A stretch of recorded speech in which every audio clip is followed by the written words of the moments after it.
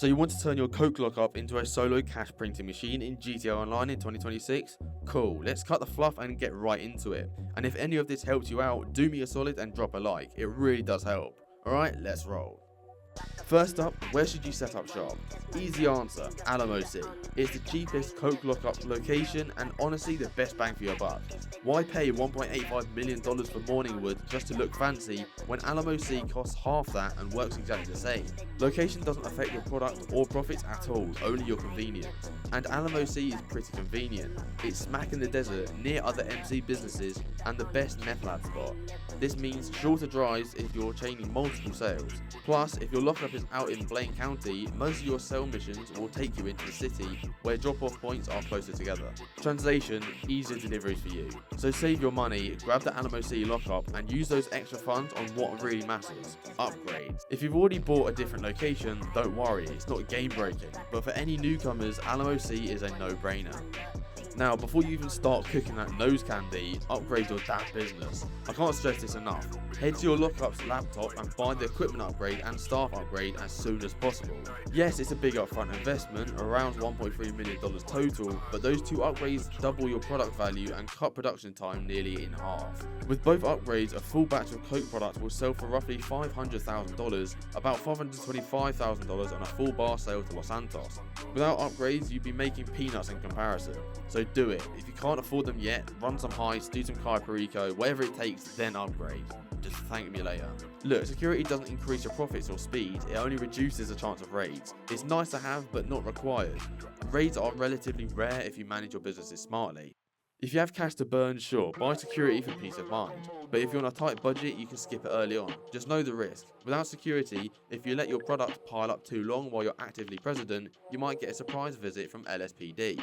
Here's a pro tip, to almost completely avoid raids, don't stay as MC President when you're not actively doing MC work. After you've done resupplying or selling, disband your MC. No MC, no raids, simple. When you want to check on product or do a sale, register as president again. This little trick keeps the cops off your back, security upgrade or not. And if you do get a raid call from that ever annoying LJT, drop whatever you're doing and handle it immediately. Or you can kiss your stock goodbye. Alright, you got your lockup and upgrades, time to cook, but you need supplies. Should you steal supplies or buy them? In 2025, the smart move 99% of the time is buying. It's $75,000 to fill your supply bar, and those supplies will turn into product worth much more than $75,000, especially with the upgrades. If you really need to save that $75,000 that badly, you'd be better off doing a quick sightsee or headhunter VIP job. You'll make that money in 5 to 10 minutes. Then just buy supplies and let your lockup produce while you go do something fun.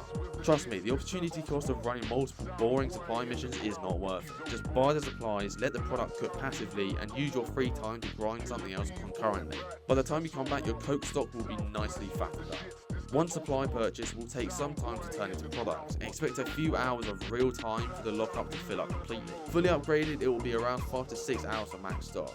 But you do not have to sit there and wait, this is passive. Go roam and make money elsewhere, then circle back when your stock is maxed or just periodically check the business computer through the interaction menu's business hub.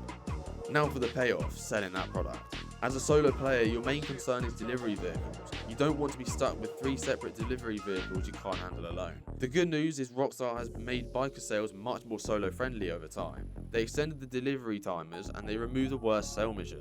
That means even if you end up with multiple vehicles, you actually have a fair shot at completing the delivery solo. But let's be smart, you can often avoid multi-vehicle sales by selling before your product reaches a full state. If you keep your stock to around half or so, you're likely to just get 1 or 2 vehicles at most. For Coke Lockup, I like to sell when the product bar is around 50 to 75% full if I'm completely solo. This usually spawns 2 delivery vehicles max. 2 is very manageable. Part 1 in a safe spot, deliver 1 vehicle's drop, then hustle back for the second.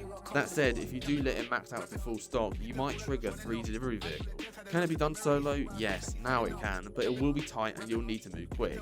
If you insist on selling full solo, consider using a quick transport method between vehicles like a Sparrow helicopter or an oppressor.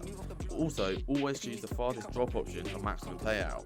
Selling to Los Santos gives a higher sale price than the local sale. More money for the same work. Take the longer distance deal every time. In 2025, invite-only session sales are 100% allowed and I strongly advise you use them. The high demand bonus only applies in public lobbies and while it sounds nice, it's basically danger pay. Is a potential bonus worth dodging missiles and orbital cannons? For most solo grinders, no. Stick to a closed session and sell in peace. This year brought some solid changes that make the Coke business even better to run.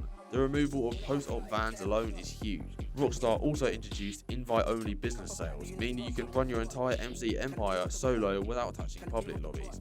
There are also new front businesses like the car wash and smoke on the water dispensary.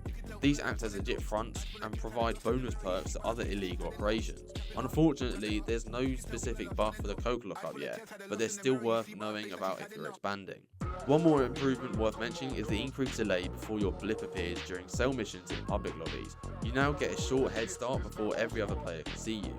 If you own a nightclub, your Coke Lockup becomes even better. Coke feeds into South American imports in your nightclub warehouse. Assign a technician and it will generate product passively without using MC supplies at all. You can leave your Coke Lockup full or empty, it doesn't matter. As long as it's active, your nightclub will keep producing. That's basically free extra income. When full, South American imports alone can sell for around $500,000. To wrap things up, here's the loop. Buy supplies, go do other profitable stuff while the Coke cooks. Check your stock through the business hub, register as an MC, sell remotely in an invite-only session, then disband. Rinse and repeat. With full upgrades, the Coke Lockup prints money in the background, and with all the quality of life changes Rockstar has made, it's one of the chillest businesses in the game. So here's a question for you. Which do you think is better in 2025, the Acid Lab or the Coke Lockup? Let me know in the comments. If you found this guide helpful, smash that like button and consider subscribing for more no-nonsense GTA Online upgrades. I keep it sharp, I keep it useful, and I don't waste your time.